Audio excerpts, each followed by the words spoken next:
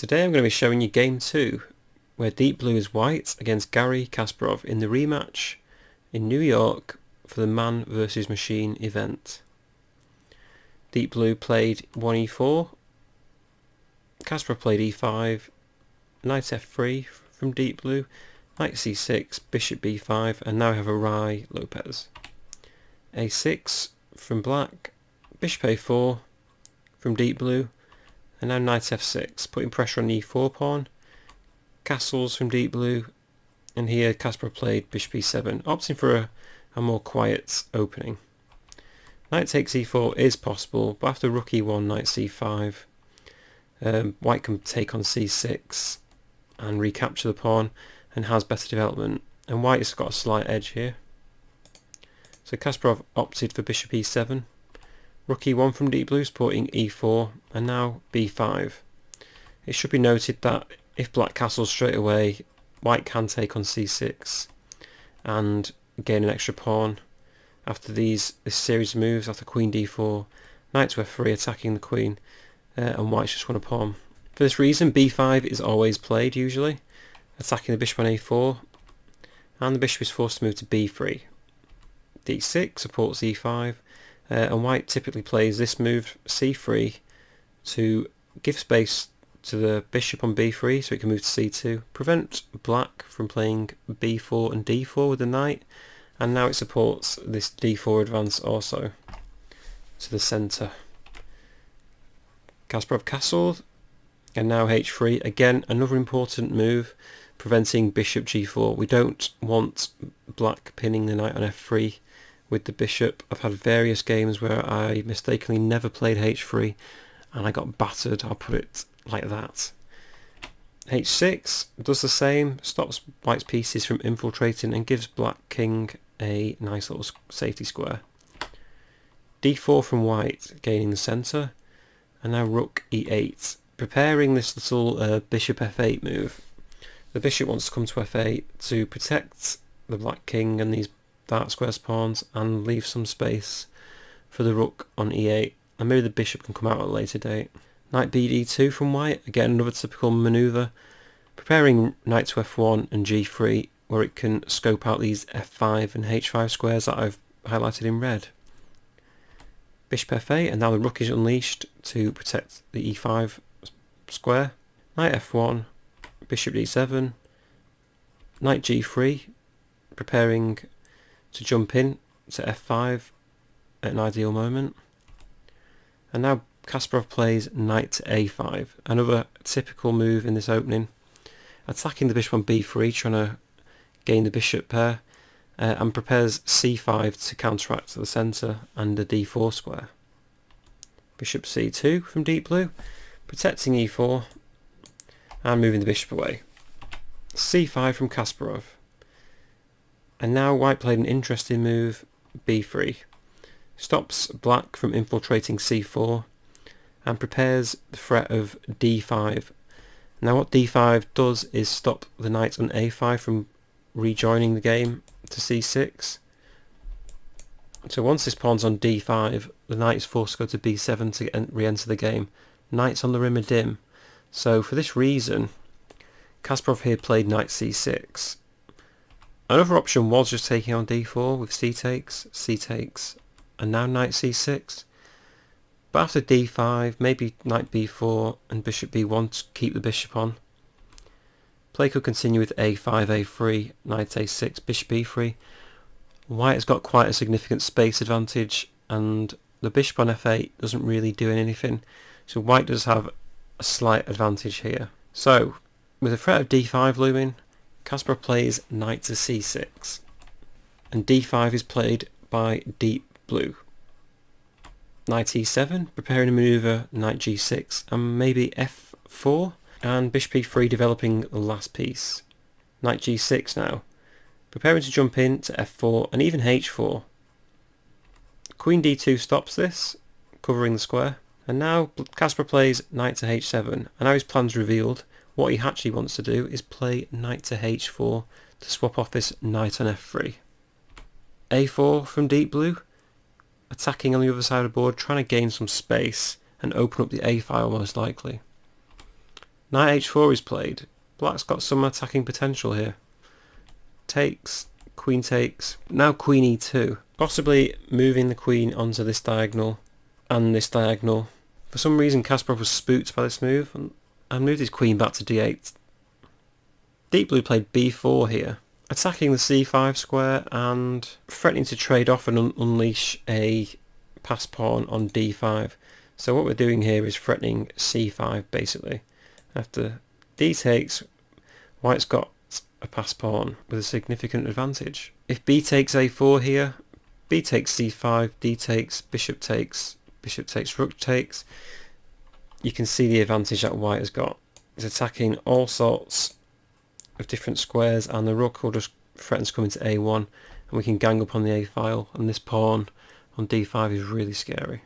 Kasparov played queen c7. Again, white here could play b takes, d takes, but Deep Blue preferred to move rook e c1, eyeing up this queen on c7, playing the long game. I think Kasparov played the right move here. He played c4, just locking down the position, stopping this threat of gaining a passed pawn. But now white's plan is switched. He plays rook a3, threatening rook a1 and doubling on the a file. And this is unpreventable at the moment. So for this reason, the only move here is rook at ec8. And what this does is prepare queen to d8. So once white has started doubling on the a file, they can recapture with the rook and the queen and support his own rook on a8. Rook ca1, doubling the rooks on the a file, and now queen d8, supporting the rook on a8.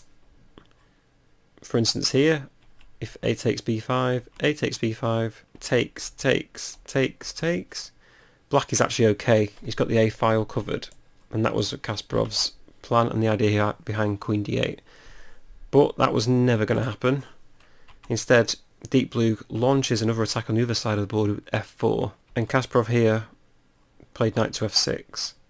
Other options are e takes f4, bishop takes, maybe knight to f6, but after a takes, rook a5. White looks like he's having a slight advantage here, with more space, and e5 could be played at a later date. Look at this bishop on f8, it's not very good at all, and white's pieces are all quite coordinated at the moment. After f4, I was thinking of f6 as well, but here maybe white just locks down the position. f5, if knight g5, a takes, rook a5, and something like bishop e7, h4 pushing this knight away, knight f7, knight h5, white's coming in with the queen. This knight's really good at attacking. This bishop is dominating everywhere. The only weak piece you could say is the bishop on c2, but look at this bishop here, it's so sad. It's got no squares barely. White could also be threatening to play rook a7. So there's lots of options here for white, and I doubt you want to play against a computer here as black. So after f4, Kasparov actually played knight to f6.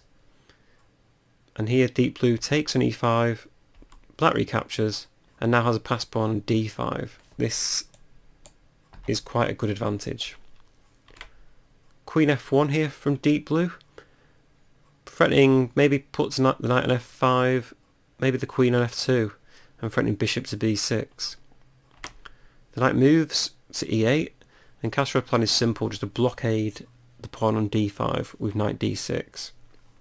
Queen f2, the plan's clear, going to go to b6 with the bishop. Knight d6, bishop b6. Queen moves to protect the pawn and get away from this damn bishop. Here, Deep Blue plays rook a2, possibly getting off the line of this bishop. It must have seen some deep variations where this bishop's attacking this rook, so it decides to move it. Bishop e7 from Kasparov here. Bishop c5 from Deep Blue. And now Kasparov moves his bishop back to f8. I'm not sure if he has a strong plan here or what it is. His position's quite difficult. All his pieces seem to be quite stuck. There's not a lot for him to do here, but we'll just sit and wait. Knight f5 was played by Deep Blue, getting another piece in. Now here, Kasparov took with the bishop. If knight takes, it was possibly e takes, and after something like f6, a takes, and bishop e4, we have to say white's doing better than black. There's a pass pawn. The bishop on e4 is blockading everything, and the a file is white's. So simply, he's doing better. In the game, Kasparov took with the bishop, giving up the bishop pair. And now e takes f5. And Kasparov played f6, blockading the position. And here, Deep Blue played an interesting move. He took the knight on d6. You'd think this would be quite drawish, but I think it has quite a significant advantage already. It's got the space advantage, and after something like a takes b5, it has the a file. Kasparov obviously took, and here the controversy started. Now here I think Kasparov actually thought Deep Blue could play queen b6 winning material, but it doesn't actually work out that way because there's a perpetual check at the end of the variation. For instance here, after rook d8, if white now captures on b5, there comes a takes, rook takes, rook takes, rook takes, queen takes, and now everyone presumes, oh, we can take the bishop, it's a win. But actually queen a1 check, king h2, and something like queen f1 can actually find a perpetual check with these dark squares. And this king is cut off from its own queen, so a perpetual check occurs. Queen b6 is still strong, however. After something like rook d8, white can actually play bishop e4, just blockading everything. And after, say, king h7, king h2, bishop f8, white can now take on a5, a5, but instead of capturing the rook, it just plays rook a7 and has a significant advantage. If instead of something like bishop c7 after queen b6, queen e6 check, king moves, takes, takes, and a takes b5, white's got a really winning advantage here after winning a pawn. Instead of playing queen b6, white actually took on b5. After a takes, again this really miffed Kasparov because he fought queen b6, attacking the bishop. After rook 8 takes a2, rook takes a2, rook a8, white could play rook a5, holding on to the advantage. After a series of moves, b takes a5, queen b8, takes, takes, and say king f2 here, it gets quite drawish. So perhaps why this is why the engine didn't go for queen b6. Instead, bishop a4 was a very controversial move at the time. Kasparov felt someone was interfering, and this was a very human move because it just makes black suffer. Everything's blockaded now, and there's no chance of a redemption. There's definitely no chance for a win. But as you'll see later, perhaps black missed something. Here, Kasparov took on a2, queen takes a2, and now white has the a file, and is just really dominant. Queen d7 was played by Kasparov, queen a7, and now rook c7. If queen takes a7, the rook can just take it, and it will infiltrate either this square or this square and attack the bishop or the pawn. If like rook b8, rook a6, bishop f8 and king f2, white's in a winning position. If rook d8, just rook b7, and if something like rook b8 here, just rook d7, and after rook b6, king f2, white's getting closer to victory. There's still a long way to go, it's quite drawish, but the advantage is definitely with white here.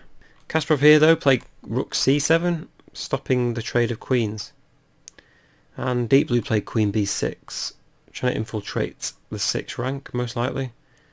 Rook b7, rook a8 check was played, king f7, and now queen a6, queen c7, and now queen c6. Trying to trade queens on white's terms, so black will never capture on c6 though, because if d takes c6, black is most likely busted. Queen b6 check, king f1, and now rook b8 to try and trade some pieces. Now here, it actually looks like Deep Blue made a fatal error. Here queen d7 should be played, check, king g8, and now rook a7, threatening mate on g7, and after bishop f8, queen f7, king h7, king e2, white's got a very good advantage indeed. But here he actually played rook a6, which is a mistake. But weirdly enough, very weirdly, Kasparov resigned here. He had enough. He actually hadn't seen this move and was told at a later date. Apparently, the story goes that he was walking down the street in New York and someone told him this move and he instantly stopped and began to fret. He apparently was so annoyed and upset that he hadn't seen this move, which continues the game. And the move here is queen e3. And this is because after queen takes d6, black can play rook e8, weirdly enough. So after queen takes d6, the rook is attacked on b8, so move it to e8. But black's just lost a piece, remember. And here variation can go queen d7 check. After rook e7 and queen c6, black's free to take on e4, gaining the piece back. And after d6, there comes queen d3 check. The queen can also take on f5. After king g1, rook d7 takes, queen e6, queen c5. These are quite long computer variations, but I'll just run through it quickly. King g6, rook c6, e4, queen d4, e3 takes, queen g4 check. It's quite a long variation, but black is still in this game very much. After king g6 and king f1, black can get his king over to these pawns, and it's still very drawish. Queen d3 in this position can also be played. After king g1, rook e8, rook a1, stopped any checks. But h5, king h2, h4, queen takes b5, rook d8, queen c6, king g8, and b5, queen g3, and queen takes c3. This game is still got much drawing potential. So I'll just run you through this again. After rook a6, queen e3 can be played. After queen takes e6, rook e8 saves it. If I move like h4, then queen takes e4, rook a7, king g8, queen d7. Looks like white's back in this. But no, queen f4 check, king g1, and now rook e7. Amazingly, if queen takes the rook, there's a perpetual just on the black squares, and it's just amazing that Kasparov resigned in such a position. Now don't get me wrong, after this rook a6, these are very complicated computer lines, and it's very hard for a human to see this. I doubt a lot of players would have seen queen e3, but this game turned out to be very significant because Kasparov felt the IBM Deep Blue team was conspiring against him and using human moves, especially with bishop to e4. Most people would agree that this game actually affected Kasparov mentally.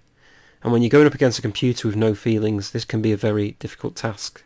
Anyway, I hope to bring you game 3 soon. Thanks for watching.